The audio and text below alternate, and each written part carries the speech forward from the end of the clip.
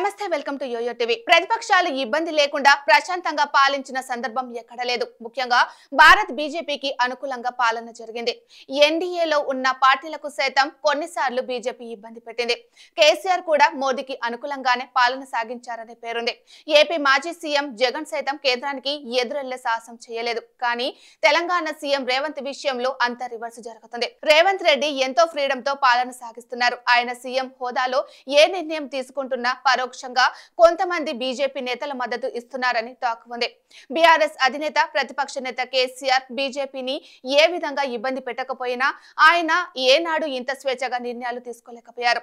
కానీ రేవంత్ విషయంలో అంత సీన్ రివర్స్. ఇందుకు ఉదాహరణే హైడ్రాకు బీజేపీ నేతలు అందరి నుంచి మద్దతు పరోక్షంగా ఉంది.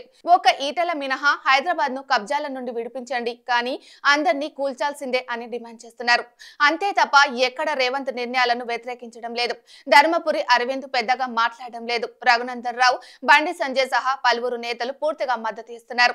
ఇక బీఆర్ఎస్ నుంచి రేవంత్ పై విమర్శలు వస్తే కాంగ్రెస్ నేతల కంటే వేగంగా మీడియా ముందుకు వచ్చేస్తున్నారు. రేవంత్ ను విమర్శించిన సందర్భాలు కూడా చాలా తక్కువ. ఇక ఇప్పుడు హైడ్రాకు కేంద్రం మద్దతు ఉందనే సంకేతాలు కాస్తో కూస్తో వచ్చాయి. హైడ్రాకు కేబినెట్ లో చట్టబద్ధత కల్పించి ఆ ఆర్డినెన్స్ ను గవర్నర్ కు పంపగా ఆయన ఆర్డినెన్స్ పై సంతకం చేశారు. దీనికి పెద్దగా సమయం కూడా పట్టలేదు. సాధారణంగా ప్రతిపక్ష పాలిత రాష్ట్రాల్లో రాజ్భవన్ విషయంలో సీన్ ఇలా ఉండదు. ఏ నిర్ణయం తీసుకున్నా గవర్నర్ అడ్డు చెప్పేవారు. గవర్నర్ నుంచి సీఎం కు చాలా చికాకులు ఉండేవి. ఇప్పుడు కర్ణాటక సీఎం సిద్ధరామయ్య ముడా కేసులో గవర్నర్ నుంచే ముందు ఇబ్బంది పడి అది కేసు వరకు వెళ్ళింది. కానీ రేవంత్ నిర్ణయానికి గవర్నర్ నుంచి అడ్డు రాలేదు. అసలు గవర్నర్ కూడా ప్రభుత్వ వ్యవహారాల్లో వేలు పెట్టడం లేదు. కేసీఆర్ ఉన్నప్పుడు గవర్నర్ హోదాలో తమిళేసే చుక్కలు చూపించిన సందర్భాలు ఉన్నాయి. అప్పట్లో తొలిసారి ఓ గవర్నర్ ప్రజా దర్బార్ నిర్వహించే వరకు వెళ్లారు. ప్రభుత్వ యూనివర్సిటీలకు గవర్నర్ ఛాన్సలర్ గా ఉంటారు. ఆ పదవితో కూడా కేసీఆర్ సర్కార్ కు ఊపిరి ఆడకుండా చేశారు. ఇక హైకోర్టు తీర్పుల విషయంలో గతంలో భిన్నాభిప్రాయాలు ఉండేవి.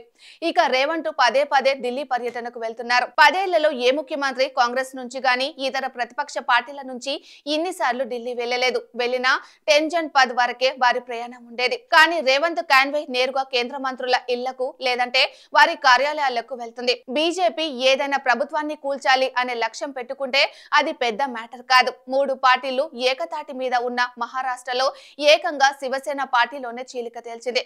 కానీ 64 స్థానాలతో పోటాపోటీ మెజారిటీ ఉన్న రేవంత్ సర్కార్ ను ఇబ్బంది పెట్టడం లేదు. కేంద్రం నుంచి నిధులు కూడా వస్తున్నాయి. ఇటీవల వరద సాయంలో తెలంగాణకు తక్కువేమీ ఇవ్వలేదు. తెలంగాణ చెల్లించాల్సిన బకాయిలను కూడా ఏపీకి కేంద్రమే చెల్లించడం బోనస్. మరి దీని వెనుక కారణమేంటో తెలియదు. కానీ రేవంత్ మాత్రం చాలా స్వేచ్ఛగా పాలిస్తున్నారు.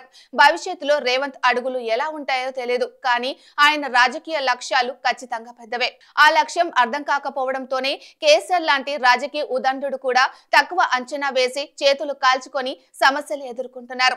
పదే నేనే తెలంగాణకు 10 ఏళ్లు ముఖ్యమంత్రిని అంటూ రేవంత్ చెప్తూ ఉంటారు. రేవంత్ లాంటి నాయకుడు ఆ మాట అంత ఈజీగా మాట్లాడరు.